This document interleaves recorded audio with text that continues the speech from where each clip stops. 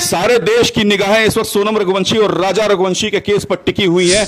11 मई को इन दोनों का विवाह हुआ था और 20 मई को ये दोनों लोग शिलोंग में हनीमून मनाने के लिए निकल जाते हैं, जहां पर राजा रघुवंशी का मर्डर हो जाता है। आइए आज हम आपको पुलिस के पास इस सनसनीखेज केस के रहस्य उद्घाटन की तरफ ले चलते हैं।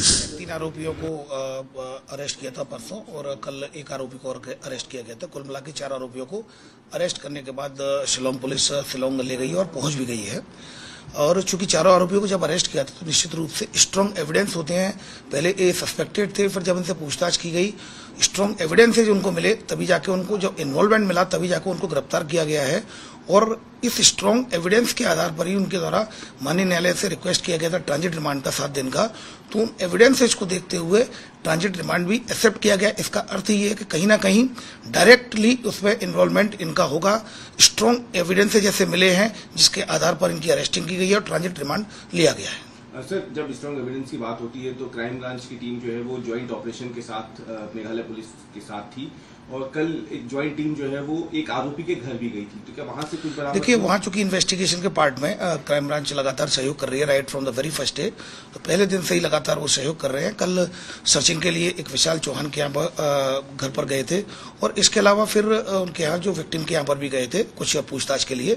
तो इन्वेस्टिगेशन में जो भी मदद बाहरी रूप से जो मदद उनको चाहिए right from the very first day Indore police लगातार कर रही है। It is just because of the fact that victim और एक्यूज्ड दोनों ही इंदौर के हैं। तो विक्टिम है तो कहीं ना कहीं निश्चित रूप से ये रेस्पॉन्सिबिलिटी भी है, जो कि बाहर की पुलिस कोई भी आती है तो उसमें ये हमारी ड्यूटी होती है कि हम लोकल पुलिस उनको असिस्ट करे। तो इसी असिस्टेंस के माध्यम से कल सर्चिंग भी हुई थी। सर्चिंग भी जो विशाल चौहान के यहाँ सर्चिंग हुई थी वहां पर भी लोग गए थे, टीम गई थी और इसके अलावा फिर देर रात में ये शिलोंग रवाना हो गए। सर, इस तरीके की भी बात आई है कि जितेंद्र रघुवंशी का नाम भी सामने आया। 4 बैंक अकाउंट थे और हवाला कनेक्शन भी था। राज का बकायदा हवाला के थ्रू डील करता था, 50,000 रुपए भी निकाले। क्या इस तरीके की बात मेघालय पुलिस? इस तरह के कोई भी एविडेंसेज न तो इंदौर पुलिस के पास आए हैं क्योंकि इंदौर पुलिस मात्र असिस्ट कर रही है। दूसरा, इस तरह के एविडेंस संभवतः शिलोंग पुलिस के पास भी नहीं आए, वरना Shillong police definitely in points को वेरीफाई करने के लिए इंदौर क्राइम ब्रांच की मदद लेती है। सर, एक अंतिम सवाल। एक बात बार बार सामने आ रही है कि सोनम जो है वो हत्या करने के बाद इंदौर आई थी। मेघालय पुलिस ने कल ये बयान भी दिया है पत्रकारों से बात करते हुए कि सोनम इंदौर आई थी। तो क्या जो खबरें आ रही हैं कि किसी देवास नाका इलाके में सोनम किसी किराए के कमरे में 1-2 दिन राजा के साथ रुकी थी, राज कुशवाहा के साथ रुकी थी, ये पॉइंट्स अब तक क्लियर हो पाएंगे सर? देखिए, इसमें जो उनके ऑफिसर्स हैं उनके द्वारा स्टेटमेंट दिया गया है। यहाँ पर ऑलरेडी कल उनकी दोनों टीमें थी जिसमें डीएसपी ऑपरेशन और डीएसपी क्राइम ब्रांच शिलोंग, वो दोनों ही अपनी टीम के साथ थे यहाँ पर।